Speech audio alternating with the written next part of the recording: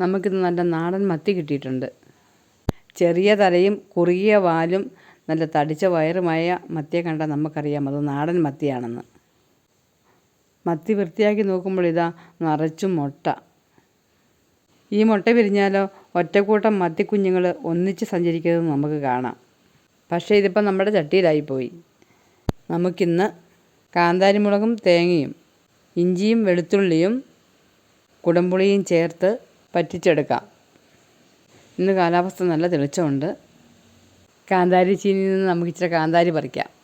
കാന്താരിയിൽ പുതിയ തളിർപ്പ് വന്ന് പുതിയ പൂക്കൾ പിന്നെയും പിന്നെയും വിരിയുന്നുണ്ട്. നമ്മളെപ്പോഴും മുളക് പറിക്കുന്നതുകൊണ്ട് ഇത് വീണ്ടും വീണ്ടും പൂത്ത് വരുന്നുണ്ട്. കോവൽത്തണ്ടിൻ്റെ വള്ളികൾ തളിർത്തു. അവയ്ക്കൊരു താങ്ങ് ആവശ്യമാണ് പന്തൽ വരെ വളരാൻ.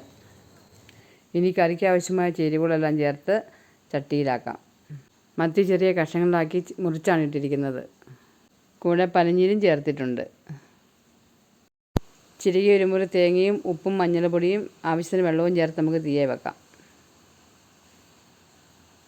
അരമണിക്കൂർ കൊണ്ട് കറി തയ്യാറാവും.